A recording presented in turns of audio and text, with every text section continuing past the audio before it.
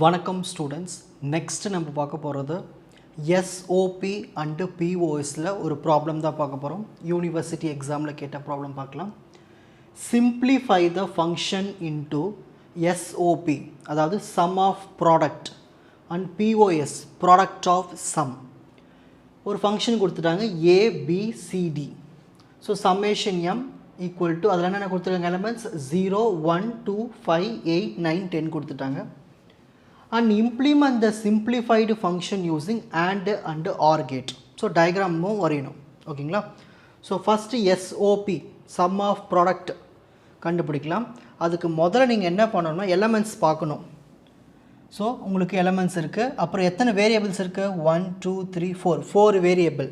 So ஒரு 4 வேரியபிளுக்கு 16 boxes draw பண்ணணும். ஓகேங்களா? ஸோ முதல்ல இப்படி ஒரு கோடு போட்டுக்குங்க, அப்புறம் பாக்ஸஸ்லாம் வரைஞ்சிருங்க. சரி, இப்போது ஃபஸ்ட்டு 2 வேரியபிள் எடுத்து இங்கே எழுதிக்கணும். அடுத்த 2 வேரியபிள் இருக்குது சிடி, அதை எடுத்து இங்கே எழுதிக்கணும். ஓகேங்களா?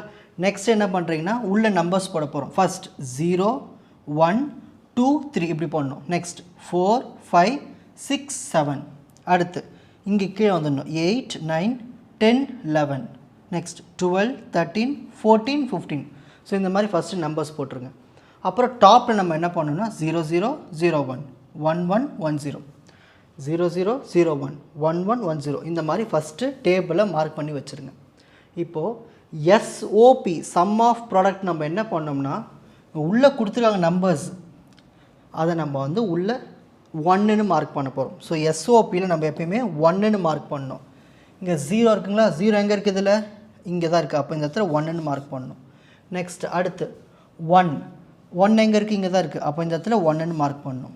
நெக்ஸ்ட் அடுத்து 2 எங்கே இருக்குது? இங்கே தான் இருக்குது. ஸோ இந்த இடத்துல 1ன்னு மார்க் பண்ணணும். அடுத்து 5 எங்கே இருக்குது? இங்கே இருக்குது. ஸோ இந்த இடத்துல 1ன்னு மார்க் பண்ணணும். நெக்ஸ்ட் 8 எங்கே இருக்குது? இந்த இடத்துல இருக்குது. ஸோ இங்கே 1ன்னு மார்க் பண்ணணும். நெக்ஸ்ட் 9 எங்கே இருக்குது? இந்த இடத்துல இருக்குது. ஸோ 1ன்னு மார்க் பண்ணணும். நெக்ஸ்ட்டு 10 எங்கே இருக்குது? இந்த இடத்துல இருக்குது. ஸோ 1ன்னு மார்க் பண்ணணும். மார்க் பண்ணியாச்சுங்களா? இப்போ அடுத்து நம்ம என்ன பண்ணோம்னா குரூப்பிங் பண்ண போகிறோம். எங்கேயாவது 8, 1 குரூப்பாக இருக்கிற மாதிரி இருக்கா பாருங்கள். எங்கேயுமே 8, 1 இல்லை. அப்போ நம்ம 4 நாளாக குரூப் பண்ணணும். ஃபஸ்ட்டு இங்கே பாருங்கள், இப்படி ஒரு பேர் பண்ணலாம் பாருங்கள். இந்த 2 1 இந்த 2 1 நம்ம 4ஆக குரூப் பண்ணிடலாம், இப்படின்னு. ஓகேங்களா? சரி, அடுத்து வேறு என்னென்ன 1லாம் இருக்குது? இந்த 2 1 இருக்குது, இங்கே ஒரு 1 இருக்குது. நம்ம எப்பயுமே பெஸ்ட்டு 4ஆக சூஸ் பண்ணணும். ஓகேங்களா? அதுக்கு என்ன பண்ணலான்னா இந்த 1 இந்த 1 இந்த 1 இந்த 1 இதுவும் 4 ஆக்கிடலாமா இப்போது? அப்போ இன்னொரு குரூப் கிடச்சிச்சு. பேலன்ஸ் இந்த ஒரு 1 தான் இருக்குது. இதையும் நம்ம குரூப் பண்ணணும். இதை வந்து 4ஆக பண்ண முடியாது. அப்போ என்ன பண்ணலாம்? இந்த 1 இது கூட சேர்த்துக்கலாம். அப்போது இது 2 குரூப்பிங் ஆகிடும். ஸோ 4 குரூப்பிங் 2 இருக்குது. அதாவது 4 குரூப்பிங் 2 இருக்குது. இப்படி 1 இப்படி 1, அப்புறம் கார்னரில் நமக்கு ஒரு 4 குரூப்பிங் இருக்குது. அப்புறம் சென்டரில் ஒரு 2 குரூப்பிங் இருக்குது. சரி, இப்போ இதை நம்ம அப்படியே நம்ம என்ன பண்ண போகிறோன்னா இந்த மாதிரி ஃபார்மட்டுக்கு எழுத போகிறோம். ஃபஸ்ட்டு எதை மார்க் பண்ணோம்? இதை மார்க் பண்ணோம். இது ரெண்டுத்தையும். ஸோ இதை நம்ம மார்க் பண்ணோம். ஸோ இதுக்கு லெஃப்டில் என்ன இருக்குது? 0, 0, 0, 0ன்னு நம்ம ஏ பார் பி பார்னு எழுதணும். ஏ பார் பி பார்னு எழுதணும். நெக்ஸ்ட் இங்கே லெஃப்டில் என்ன இருக்குது? 1, 0, 1, 0 என்னது? ஏ பி பார்னு எழுதணும். ஏ பி பார், அதாவது 0 வந்துச்சுன்னா பார் போட்டுக்கோங்க. ஓகேங்களா? இப்போ இதில் பாருங்கள், ஏவும் ஏ பாரும் கேன்சல். அப்போ சேமாக எது இருக்குது? பி பார் தான் இருக்குது. ஸோ அந்த பி பார் மட்டும் எழுதிப்போம். ஓகேங்களா? நெக்ஸ்ட் ஸோ லெஃப்ட் சைடு முடிச்சாச்சு. இப்போ இது ரெண்டும் டாப்பில் என்ன இருக்குது? 0, 0, 0, 1 இருக்குது. 0, 0க்கு நம்ம என்ன எழுதணும்? சி பார் டி பார்னு எழுதணும். சி பார் டி பார். 0, 1க்கு என்ன எழுதணும்? 0 வந்தாலே சி பார் போடணும், அப்புறம் டி போடணும். சி பார் போடணும், அப்புறம் டி போடணும். அப்போ இதில் பாருங்கள், டி பார் கேன்சல். காமன் என்ன இருக்குது? சி பார் இருக்குது. ஸோ இந்த குரூப்பிங்க்கு நமக்கு என்ன ஆன்சர் வந்திருக்கு? பி பார் சி பார்னு வந்திருக்கு. ஸோ ஒரு எஸ்ஓபிக்கு நம்ம என்ன பண்ணோம்னா இதை ரெண்டுத்தையும் மல்டிப்ளை பண்ணி போடணும். போட்டாச்சு பாருங்கள், முடிச்சாச்சு பாருங்கள். புரிஞ்சுதுங்களா? இப்போது அடுத்து இப்போ நெக்ஸ்ட்டு போகலாம். இப்போது ப்ளஸ் போட்டுக்கணும். ஓகேங்களா? ஒவ்வொன்றுத்துக்குமே ப்ளஸ் போட்டுகிட்டே வரணும், ஒவ்வொரு குரூப்புக்கும். நெக்ஸ்ட் இப்போ அடுத்த குரூப்பு. இப்போ இந்த 1 எடுத்துப்போம். இங்கே இது இது இது இந்த 4 1s இருக்குல்ல, அதை எடுத்துப்போம். சரி, ஃபஸ்ட்டு இந்த ரெண்டு ஒன்றுக்கு லெஃப்ட் சைடு என்ன இருக்குது 0 0 இருக்குது. என்ன இருக்குது 0 0. என்ன 0 0 நம்ம என்ன பண்ணுவோம் ஏ பார் பி பார்னு போடுவோம். நெக்ஸ்ட்டு இந்த ரெண்டு ஒன்றுக்கு லெஃப்ட் சைடு என்ன இருக்குது 1 0 இருக்குது. அப்போ ஏ போட்டு பி பார் போடணும். ஏ போட்டு பி பார் போடணும். ஓகே, இது இப்படி ஒரு கோடு வச்சுருவோம். நெக்ஸ்ட்டு இப்போது இந்த ரெண்டு ஒன்றுக்கும் இந்த ரெண்டு ஒன்றுக்கும் டாப்பில் யார் இருக்கா 0 0 1 0. 0 0 நம்ம என்ன பண்ணணும் சி பார் டி பார், சி பார் டி பார். இந்த 1 0க்கு சி டி பார். இப்போ பாருங்கள் ஏவும் ஏ பாரும் கேன்சலு, சிவும் சி பாரும் கேன்சல். அப்போ காமனாக இருக்குது பி பார் இருக்குது டி பார் இருக்குது. ஸோ ஒரு எஸ்ஓபி நம்ம என்ன பண்ணணும் ரெண்டுத்தையும் மல்டிப்ளை பண்ணி எழுதணும். So B bar into D bar எழுதியாச்சு பாருங்கள். ஸோ இதுதான் 4 குரூப்பிங்க்கு நம்மளுக்கு எப்பயுமே 2 டேர்ம்ஸ் தான் வரும். ஓகேங்களா. இப்போ அடுத்து பேலன்ஸ் இன்னும் ஒன்றே ஒன்று தான் இருக்குது. யார் இங்கே நம்ம 2ஆக மார்க் பண்ணோம் இல்லையா அது. ஸோ இந்த ரெண்டு ஒன்ஸ்க்கு லெஃப்ட் சைடில் யார் இருக்கா 0 0 0 1. 0 0 நம்ம என்ன எழுதுவோம் ஏ பார் பி பார், ஏ பார் பி பார். அப்படியே இங்கே பார்த்தோம்னா 0 1 அப்போ என்ன வரும் ஏ பார் பி, ஏ பார் பி. ஓகே, ஒன்று முடிஞ்சுது. இப்போது இந்த ரெண்டு ஒன்றுக்கும் டாப்பில் யார் இருக்கா வெறும் 0 1 மட்டும்தான் இருக்குது. 0 1 என்னது 0க்கு சி பார் எழுதணும், 1க்கு டி அப்படி எழுதிக்கணும் சி பார் டி. ஸோ இங்கே ஒன்றே ஒன்று தான் இருக்குது, எதுவும் பண்ண முடியாது. So B bar B cancel, காமனாக எது இருக்குது ஏ பார் இருக்குது. ஸோ ஏ பார் அப்புறம் இங்கே சி பார் டி இருக்குது. ஸோ இது ஒரு எஸ்ஓபி நம்ம என்ன பண்ணணும் மல்டிப்ளை பண்ணி எழுதணும். ஏ பார் சி பார் டியை சேர்த்து எழுதிட்டா முடிஞ்சு போச்சு. இப்போ புரிஞ்சுதுங்களா எப்படி எழுதியிருக்குன்னு. இப்போது இதை நம்ம என்ன பண்ண போகிறோன்னா அண்ட் ஆர் கேட் யூஸ் பண்ணி ட்ரா பண்ண போகிறோம். அதுக்கு முதல்ல நம்ம என்ன பண்ணணும்னா ஃபஸ்ட்டு என்னென்ன இருக்குதுன்னு பார்த்துக்கணும். ஏபிசிடின்னு இருக்குது. ஸோ ஃபஸ்ட்டு ஏன்னு எழுதிடுங்க, அதுக்கு ஒரு லைன் போட்டுக்கலாம். நெக்ஸ்ட் பின்னு எழுதுங்க, அதுக்கு ஒரு லைன். சி எழுதுங்க, அதுக்கு ஒரு லைன். நெக்ஸ்ட்டு டி எழுதுங்க, அதுக்கு ஒரு லைன். ஓகேங்களா. ஸோ ஃபஸ்ட் நம்ம என்ன பண்ண போகிறோன்னா பியும் சியும் மல்டிப்ளிகேஷன். ஸோ எனக்கு பிலேருந்து ஒரு டாட் வச்சு ஒரு லைன் கொண்டு வரேன். மேலே பார் இருக்கிறதுனால இங்கே ஒரு நாட் கேட் போட்டுக்கிறேன். நெக்ஸ்ட் சி எனக்கு வேணும், சிலேருந்து ஒரு டாட் வச்சு கொண்டு வந்துடுறேன். மேலே பார் இருக்கிறதுனால நான் இங்கே ஒரு நாட் கேட் போட்டுக்கிறேன். இவங்க ரெண்டு பேரும் மல்டிப்ளிகேஷன் பண்ணுறதுனால மல்டிப்ளிகேஷன் கேட் சிம்பிள் இப்படி தான் பண்ணணும். நெக்ஸ்ட்டு இதை அப்படியே வச்சுருவோம். இப்போ அடுத்தது ஏ பார் சி பார் டி இருக்குது. அப்போது ஏலேருந்து ஒரு டாட் வச்சு கொண்டு வரேன், அங்கே மேலே பார் இருக்கிறதுனால நாட் கேட் போட்டுக்கிறேன். நெக்ஸ்ட் சி பார், சிலேருந்து ஒரு டாட் வச்சு கொண்டு வரேன், அங்கே ஒரு நாட் கேட் தேவை. ஸோ நாட் கேட் போட்டாச்சு. அப்புறம் டி, வெறும் டி மட்டும் தான் தேவை, ஏன்னா அதில் பார் இல்லை. ஸோ நாட் கேட் போட தேவை. இவங்க 3 பேரும் மல்டிப்ளிகேஷன் இருக்காங்க. அப்போ நம்ம என்ன பண்ணோம்னா அப்படியே இப்படி ஒரு கோடு போட்டு டி மாதிரி போட்டுருங்க. அதான் மல்டிப்ளிகேஷனுக்கான கேட்டு. நெக்ஸ்ட்டு பி பார் டி பார், நம்ம பி இங்கே இருக்குது. ஓகேங்களா. ஸோ இங்கேருந்து ஒரு டாட் வச்சு பியை கொண்டு வருவோம், மேலே பார் இருக்கிறதுனால ஒரு நாட் கேட்.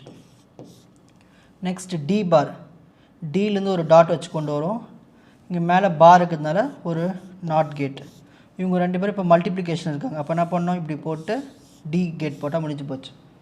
இப்போ இவங்க 3 பேரும் என்ன பண்ணுறாங்க ஆட் பண்ணுறோம். ஸோ ஆட் பண்ண நம்ம என்ன பண்ணோம் இந்த 3 பேருடைய அவுட்புட் எடுத்துகிட்டு வந்து நம்ம ஆட் பண்ண போகிறோம். ஆடிங் சிம்பிள் இந்த மாதிரி ஒரு கர்வாக வரும் கேட். ஸோ இதுதான் நம்மளுடைய ஃபைனல் அவுட்புட் கேபிட்டல் ஒய்னு வச்சுக்கலாம். ஓகேங்களா. இப்படி தான் நம்ம ட்ரா பண்ணணும். இப்போ அடுத்து நம்ம சால்வ் பண்ண போகிறது பிஓஎஸ். எஸ்ஓபி முடித்தோமா, இப்போ பிஓஎஸ்.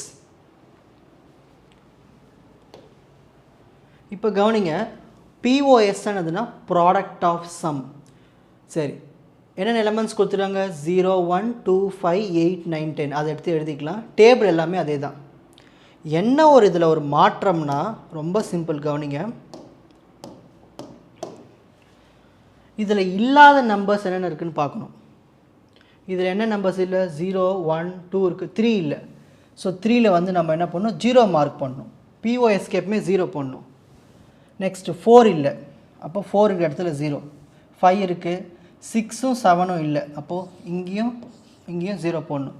8 இருக்குது, 9 இருக்குது, 10 இருக்குது, 11 இல்லை, அப்புறம் 12ம் இல்லை, 13ம் இல்லை, அப்புறம் 14ம் இல்லை, 15ம் இல்லை. ஸோ இவங்க யாருமே இல்லை. ஓகேங்களா. இப்போ நம்ம என்ன பண்ண போகிறோம்னா இது எல்லாத்தையும் குரூப் பண்ண போகிறோம். பண்ணலாமா? ஃபஸ்ட்டு 4 1 ஏதாவது இருக்கான்னு பார்க்கணும். 8 1 ஏதாவது வருது? 8 காம்பினேஷன் வரவே இல்லை, 4 தான் வரும். ஸோ நம்ம என்ன பண்ணலாம், முதல்ல இந்த 4 ஜீரோஸை ஒரு பேர் பண்ணிடலாம். இத்தனை ஜீரோஸ் முடிச்சாச்சு, இன்னும் பேலன்ஸ் இருக்கிறது ஒரு 4 ஜீரோ தான். இதுக்கு என்ன பண்ணலான்னா, இப்போது இந்த 3 ஜீரோ நம்ம என்ன பண்ணலாம், இப்படி பண்ணிடலாம். இப்படி ஒரு 4 வந்ததுங்களா? நெக்ஸ்ட் என்ன பண்ணலான்னா, இந்த 2 ஜீரோவும் 4 4 வர வைக்கலாமா? எப்படி சொல்லுங்கள்? இந்த 2 ஜீரோவும் இந்த 2 ஜீரோவும் அவ்வளோதான் வந்துச்சு பாருங்கள். எல்லாமே 4லே முடிக்கணும். நம்ம ஹையஸ்ட்லேயே போகணும். எப்பயுமே ஹையஸ்ட்லேயே நம்ம குரூப் பண்ணணும். இப்படி ஒரு 4, இப்படி ஒரு 4, அப்புறம் இப்படி ஒரு 4. ஸோ நம்ம வந்து 2க்குலாம் போகக்கூடாது. 4லே முடிக்க முடியுமான்னு பார்க்கணும். முதல்ல 8ல் முடிக்க முடியுமா பார்த்தோம், 8 வரவே இல்லை. ஸோ நம்ம 4லே முடிக்கிற மாதிரி பார்க்கணும். அப்படி முடியாத பட்சத்தில் நம்ம 2க்கு போகணும், 2 பேரிங்க்கு. சரி, இப்போ பேரிங்லாம் பண்ணியாச்சு. இப்போ நம்ம எழுத போகிறோம். சரி, ஃபஸ்ட் நம்ம எதை பண்ணோம், இது தானே பண்ணோம். இதுக்கு லெஃப்ட் சைடில் இருக்குது 1 1 இருக்குது. 1 1 நம்ம என்ன பண்ணோம், ஏபி அப்படியே எழுதுவோம், ஏபி. நெக்ஸ்ட் இந்த 4க்குமே டாப்பில் என்ன இருக்குது, 0 0 0 1 1 1 1 0. இந்த மாதிரி ஒரே இந்த 4 குரூப்பிங் அப்போது மேலே 4மே வந்துச்சுன்னா நம்ம அதை ஃபுல்லாகவே கேன்சல் பண்ணிடலாம், நம்ம எதுவும் எழுத தேவையில்லை. இப்போ நம்ம இங்கே இதை எப்படி எழுதணும்னா, இங்கே என்ன இருக்குது, ஏ இருக்குது. அப்போது ஆப்போசிட்டாக ஏ பார் போடணும். அப்புறம் இது மல்டிப்ளிகேஷன் இருக்குது, ஆப்போசிட்டாக ப்ளஸ் போடணும். இங்கே பி இருக்குது, ஆப்போசிட்டாக பி பார் போடணும். ஸோ ஏ இருந்தால் ஏ பார், பி இருந்தால் பி பார், டாட் இருந்தால் ப்ளஸ். இதை எடுத்து அப்படியே இங்கே கொடுத்துடணும். இப்படி தான் ஆப்போசிட்டாக எழுதணும் பிஓஎஸில் நம்ம கண்டுபிடிச்சதுக்கு அப்புறமா. சரி, இப்போ நெக்ஸ்ட்டுக்கு வருவோம். இப்போ அடுத்து பாருங்கள், அடுத்த பேர் வந்து இது எடுத்துப்போம். ஓகேங்களா? சரி, இப்போது 4 ஜீரோஸ் இருக்குது. நம்ம இது ஒரு 4 பேர் இப்படி இருக்குது. இந்த மாதிரி இது லெஃப்ட்டில் பார்க்கும்போது நம்மளுக்கு இது 4மே வந்துச்சுன்னா இது ஃபுல்லாகவே கேன்சல் பண்ணிடலாம். இப்போ பேலன்ஸ் எது மட்டும்தான் வரும், இந்த டாப் மட்டும்தான் வரும். டாப்னா இருக்குது 1 1 இருக்குது. ஸோ சியும் டியும் இதில் வரும், சியும் டியும் இங்கே வரும். ஸோ இதை நம்ம எழுதும்போது அப்படி எப்படி எழுதணும், சியோட opposite C bar, டியோட opposite D பார், இங்கே டாட் இருந்தால் ப்ளஸ்ஸு. அப்போது சி பார் ப்ளஸ் டி பார் எடுத்து எழுதணும். நெக்ஸ்ட் இப்போ அடுத்து பாருங்கள், அடுத்த ஜீரோஸ் இது இந்த பேர். ஓகேங்களா? இந்த ரெண்டுத்துக்குமே லெஃப்ட் சைடில் யார் இருக்கா, இங்கே 0 1 1 1. 0 1 என்னது, ஏ பார் பி. 1 1னா வெறும் ஏபி. ஓகே, இப்போது இந்த 2 பேருக்கும் டாப் என்ன இருக்குது, 0 0 1 0. அப்படி என்னது, சி பார் டி பார், சி பார் டி பார். இங்கே என்ன வரும், 1 0னா சி டி பார்னு வரும். 0 இருந்தால் பார் போட்டுக்குங்க.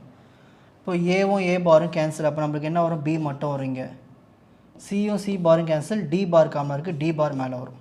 இப்போ நம்ம அது எப்படி எழுதணும்னு சொல்கிற பாருங்கள். பியோட ஆப்போசிட் என்னது, பி பார். இங்கே டாட் இருக்குது, ஸோ ப்ளஸ். டி பாரோட ஆப்போசிட்டு டி, அப்படியே ஆப்போசிட்டாக எழுதி வச்சு பாருங்கள்.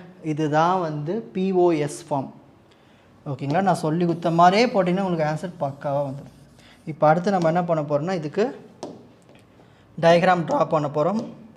ஸோ ஃபஸ்ட் இதில் ஏபிசிடி இருக்குது. ஸோ ஏ ஒரு லைன் போட்டுப்போம். நெக்ஸ்ட் பிக்கு ஒரு லைன், நெக்ஸ்ட்டு சிக்கு ஒரு லைன், நெக்ஸ்ட்டு டிக்கு ஒரு லைன்.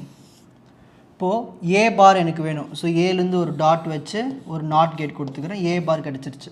பி பார் வேணும், பிலேருந்து ஒரு டாட் வச்சு ஒரு லைன் கொடுத்து நாட் கேட் போட்டால் பி பார். இது ரெண்டுத்தையும் நான் என்ன பண்ண போகிறேன், ஆட் பண்ண போகிறேன். அப்போ அடிஷனுக்கு இந்த மாதிரி கேட் யூஸ் பண்ணணும், ஆட் கேட், அதாவது ஆர் கேட்டுன்னு சொல்லுவாங்க இது. ஓகேங்களா? சரி, நெக்ஸ்ட் சி பார் டி பார். ஸோ சிலேருந்து ஒரு டாட் வச்சுக்கோங்க, மேலே பார் இருக்கிறதுனால நாட் கேட்டு. நெக்ஸ்ட் டிலேருந்து ஒரு டாட் வச்சு ஒரு நாட் கேட்டு. இவங்க 2 பேரும் நான் என்ன பண்ண போகிறேன், ப்ளஸ் பண்ண போகிறேன். அப்போது ஆர் கேட் பயன்படுத்தணும். நெக்ஸ்ட் பி பார் டி, பிலேருந்து ஒரு டாட் வச்சு ஒரு நாட் கேட் போட்டால் பி பார் கிடச்சிரும். அப்புறம் எனக்கு டி வேணும். ஸோ டிலேருந்து ஒரு லைன் போட்டுக்குங்க. இவங்க 2 பேரும் என்ன பண்ண போகிறோம், ப்ளஸ் பண்ண போகிறோம். அப்போது ஒரு ஆர் கேட். இப்போது இங்கே 3 பேருடைய அவுட்புட் எடுத்துகிட்டு போய் நான் என்ன பண்ண போகிறேன், மல்டிப்ளை பண்ண போகிறேன். இது எல்லாம் எப்படி இருக்குது, இதோட ஆன்சர் இதோட ஆன்சர் இதோட ஆன்சர் எல்லாமே மல்டிப்ளிகேஷன் இருக்குது.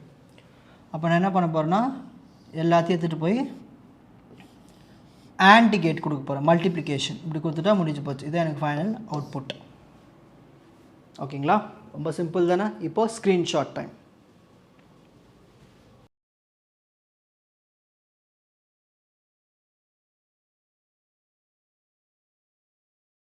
உங்களுக்கு இந்த கண்டென்ட் ஈஸியாக புரிஞ்சிருக்கும்னு நினைக்கிறேன். வாட்ச் அதர் எபிசோட்ஸ் இன் த appropriate playlist. Fuji silver academy strength success clarity. வணக்கம்.